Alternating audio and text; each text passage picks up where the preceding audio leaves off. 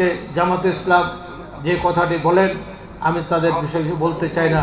আমি শুধু একটি কথাই বলতে চাই, সেটি হলো যারা 1971 সালের শহীদ প্রেসিডেন্ট জিয়া রহমানের স্বাধীনতাকে মেনে নেয় না, যারা 30 লক্ষ শহীদের রক্তের সাথে রক্তকে স্বীকার করে না, যারা বাংলাদেশের স্বাধীনতা স্বীকার করে না, মুক্তিযুদ্ধ স্বীকার করে না, যারা 52 ভাষা আন্দোলন স্বীকার করে না, তাদের এই দেশে রাজনীতি করার অধিকার নেই, তাদের এই দেশে ভোট চাওয়ার অধিকার নেই।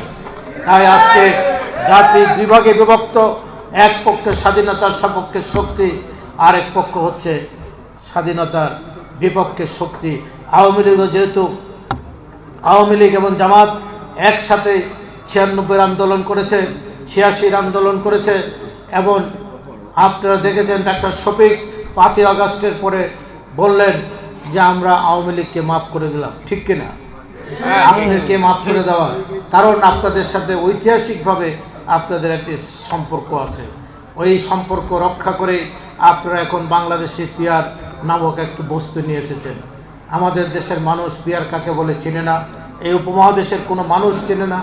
দু একটি দেশে পৃথিবী থাকতে পারে যারা শতভাগ শিক্ষিত, আমাদের দেশের মানুষ এটা জিজ্ঞাসা করে এই পিয়ার কি খায় না গায়ে মাখে, এই পিয়ার দিয়ে কি হয়।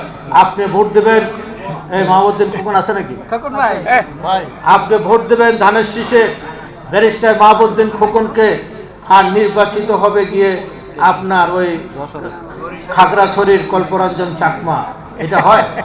আমাদের দেশের মানুষ যাকে ভোট দেয় তাকে সকাল বিকাল তাদের প্রতিনিধি, তার সুখ দুঃখে তাকে দেখতে চায়। এরকম অদ্ভুত কাণ্ড নিয়ে যারা আজকে হাজির হয়েছেন, তারা আবার দেশটাকে আফগানিস্তান বানাতে চান, ইরাক বানাতে চান, সিরিয়া বানাতে চান। দেশের স্বাধীনতার সার্বভৌমত্বকে তারা বিপন্ন করতে চান সংস্কারের নামে। সংস্কার একটি চলমান প্রক্রিয়া, পৃথিবীর জন্ম থেকে কিয়ামত পর্যন্ত সংস্কার হতে থাকবে, আপনার পরিবারের হবে, সংস্কারের কোনো শেষ থাকে না। অতএব বাংলাদেশের সংস্কার একটি জিয়া রহমান 19 দফা দিয়েছিলেন, তার ভিত্তিতে বাংলাদেশ আজকে এখানে এসে দাঁড়িয়েছে। আমাদের প্রিয় নেতা তারেক রহমান 42টি রাজনৈতিক দলের সাথে, আমিও ছিলাম সে কমিটির মেম্বার, 42টি রাজনৈতিক দলের সাথে 2 বছর আলাপ আলোচনা করে 3 বছর আগে 31 দফা জাতির সামনে উপস্থাপন করেছে। 31 দফা হচ্ছে বাংলাদেশের মুক্তির সনদের বাইরে কোনো সংস্কার, কোনো মানুষ, কোনো রাজনৈতিক দল কোনো শব্দ আজ পর্যন্ত উপস্থাপন করতে পারে নাই।